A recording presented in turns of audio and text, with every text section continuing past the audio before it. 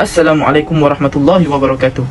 Pada hari ini, saya, Muhammad Daniel Iman bersama ahli kumpulan saya, Haris Daniel, Imran Hakim, Imran Imtiaz dan Daniel Zakwan akan membentangkan sebuah tajuk iaitu plastik ancaman serius terhadap alam sekitar. Seperti mana yang kita tahu, pencemaran plastik ini merupakan satu isu yang sangat sukar dibendung pada ketika ini. Sebagaimana yang dapat kita lihat, isu ini adalah penggunaan plastik telah digunakan secara meluas dalam aktiviti seharian penduduk. Contohnya, plastik digunakan ketika membeli barang di pasaraya dan di restoran yang membungkus makanan menggunakan pembungkus plastik. Seterusnya, saya akan masuk ke topik utama kita pada hari ini, iaitu kebudayaan merentas etnik.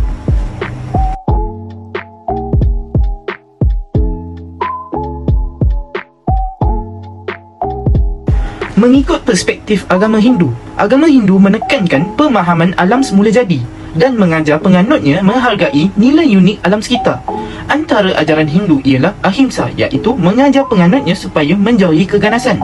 Ini mempunyai kesan tidak langsung untuk melahirkan rasa hormat kepada semua makhluk hidup, kerana mereka percaya semua makhluk adalah suci dan mereka adalah sebahagian daripada Tuhan. Yang seterusnya, karma, yang menyeru penganutnya tentang semua tindak tanduk manusia akan mendatangkan balasan. Selain daripada itu, manusia yang gemar melakukan perkara yang baik akan diberi ganjaran.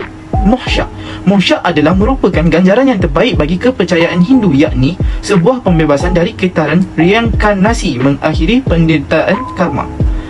Bagi agama Buddha pula, agama Buddha bermula pada abad ke-6 sebelum Masihi berdasarkan ajaran Siddhartha Gautama sehingga kini. Walaupun begitu, beliau menyuruh pengikutnya supaya memelihara alam persekitaran. Selain itu, Siddhartha juga menekankan para penganutnya tentang sifat hormat terhadap makhluk. Penganut agama Buddha dididik dengan dua amalan penjagaan kehormanian alam sekitar. Amalan yang pertama menegaskan supaya umat Buddha adalah dilarang untuk membahayakan atau mengancam nyawa sebarang bentuk kehidupan. Amalan yang kedua ialah penganut Buddha juga dilarang untuk mengambil atau merampas hak makhluk lain.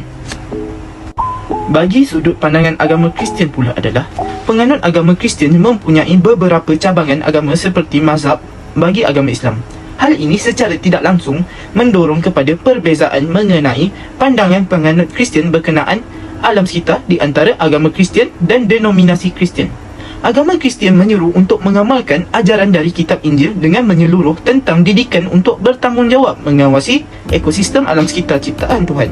Terdapat sebuah bidang teologi Kristian iaitu Green Christianity yang menekankan tentang alam sekitar, praktik liturgi dan kerohanian penganut agamanya. Bidang teologi tersebut adalah kumpulan Kristian yang menegaskan tentang asas-asas kitab berkenaan tanggungjawab, memelihara dan memelihara alam sekitar ciptaan Tuhan bersama. Seterusnya, mengikut sisi perspektif agama Islam, ianya memupuk para penganutnya untuk sebulat suara saling memelihara dan memelihara alam sekitar, kerana bumi ini merupakan tempat tinggal bersama dengan semua makhluk-makhluk Allah, misalnya haiwan, jin dan tumbuh-tumbuhan. Di samping itu, agama Islam melaknat keras aktiviti pencemaran alam sekitar kerana equilibrium sesebuah ekosistem tertentu akan terjejas.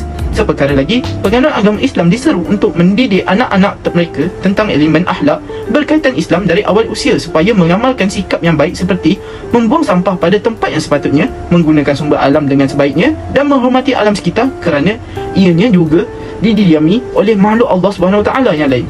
Akhir sekali, Allah menyeru melalui firman-Nya, dan janganlah engkau melakukan kerosakan di bumi. Sesungguhnya Allah tidak suka kepada orang-orang yang berbuat kerosakan. Surah Al-Qasas ayat 77. Firman tersebut menerangkan tentang larangan manusia dari menjejaskan alam sekitar kerana kesemua kehidupan di muka bumi ini adalah pinjaman miliknya dan hendaklah memulangkan miliknya dalam keadaan yang sebaik mungkin. Terusnya, saya akan memberi ruang kepada sahabat saya yang lain untuk membentangkan topik yang seterusnya. Sekian, terima kasih. Jadi, saya akan sambung pembentangan seterusnya dengan tajuk tahap perkembangan plastik. Seperti yang tertulis di slide, Malaysia telah mencecah 140,000 tan bungkusan plastik sepanjang tahun lalu. Bukan itu sahaja, malahan Malaysia juga telah menduduki tangga ke-8 daripada 10 tentang isu masalah plastik. Lebih membimbangkan lagi, kemampuan untuk membendung masalah ini amat sukar untuk diatasi kerana statistik menunjukkan isu masalah plastik di dunia ini, khususnya negara kita, akan menaik pada tahun mendatang. Selain itu juga, satu kajian menganggarkan bahawa Malaysia menghasilkan 0.94 juta sisa plastik tidak terurus dan 0.14 hingga 0.37 tan mungkin mengalir ke lautan. Kesudahannya, ia akan menyebabkan kehidupan di laut terjejas. Beralih kepada slide seterusnya adalah punca-punca berlakunya pencemaran plastik. Pertama sekali, tidak pelik puncanya berlaku kerana manusia yang mementingkan diri dan memandang endah akan kesannya. Keduanya adalah disebabkan cara perlupusan plastik yang tidak bagus. Sepatutnya pada zaman moden ini, bahan plastik ini perlu diurus dengan mesin atau cara yang mudah untuk menghancurkannya.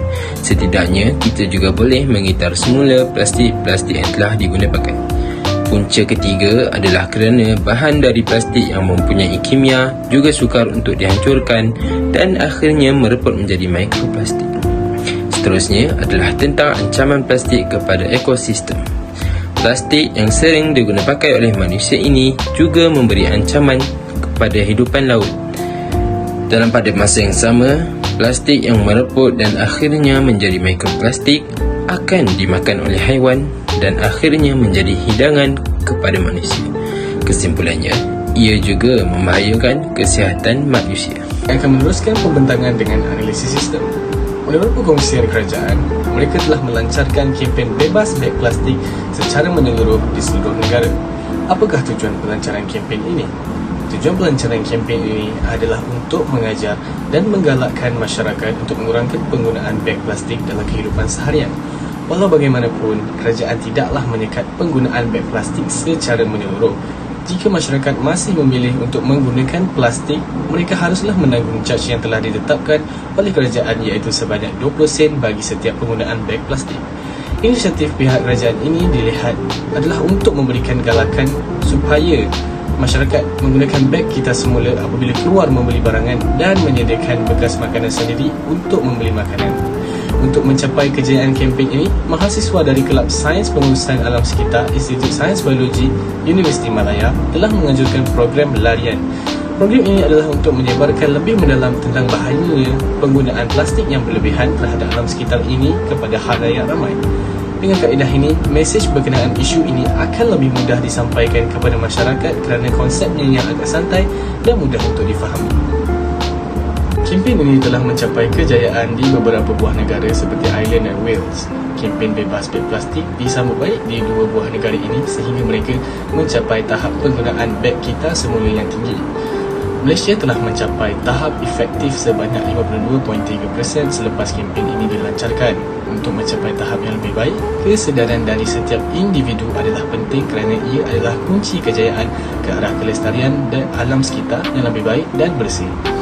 Usaha-usaha yang telah dijalankan oleh kerajaan dan pihak berwajib tidak boleh dicapai jika tiada usaha dan kesedaran yang rapi oleh masyarakat di negara ini. Oleh kerana hal demikian, kami berharap bahawa pencemaran plastik dapat dibendung. Assalamualaikum warahmatullahi wabarakatuh dan selamat sejahtera. Jadi saya akan teruskan perbentangan kumpulan kami dengan menerangkan tentang kemajuan sosial, kesan-kesan pencemaran plastik terhadap kemajuan sosial dan juga langkah-langkah mencegah pencemaran plastik. Jadi pertama sekali, sebelum kita pergi dengan lebih lanjut, kita perlu kenal dulu apa itu kemajuan sosial. Secara definisinya, kemajuan sosial ni ialah satu tanggungjawab sosial dan juga usaha yang harus dipegang oleh kesemua masyarakat demi memajukan lagi negara kita. Jadi seterusnya beralih kepada kesan-kesan. Pertama sekali, pencemaran plastik ini boleh menyebabkan ekosistem negara kita tercemar dan secara tidak langsungnya memperlahankan lagi perkembangan negara kita. Yelah, kalau banyak plastik-plastik tersepak di jalan raya semua, jadi pelancong-pelancong dari luar pun tak naklah datang ke negara kita kan. Jadi yang kedua, pencemaran plastik ini juga boleh akan membahayakan kehidupan laut di negara kita. Ini juga akan memberi impak yang negatif terhadap nelayan-nelayan di negara kita dan memberi kesukaran kepada mereka untuk menjalankan tugas mereka. Dan terakhir sekali, pencemaran plastik ini juga ialah pengundang pelbagai penyakit.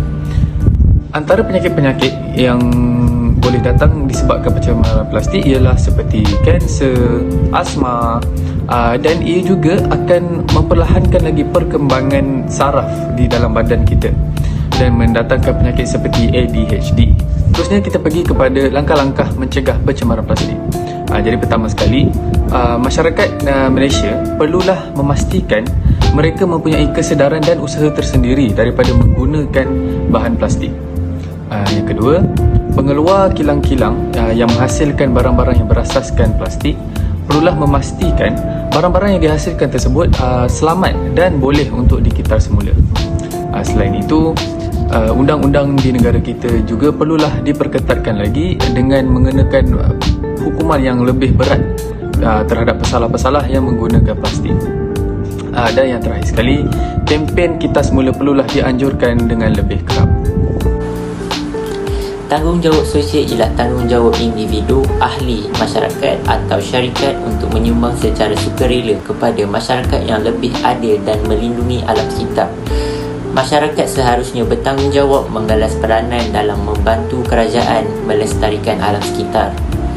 Antara tanggungjawab setiap individu untuk melestarikan alam sekitar ialah melaksanakan konsep amalan 3R, iaitu reduce, reuse dan recycle dalam pengurusan sisa pepejal. Seterusnya, konsep mengurangkan kadar penggunaan plastik merujuk amalan yang dapat mengurangkan sisa pepejal seperti beg plastik dan polistiren.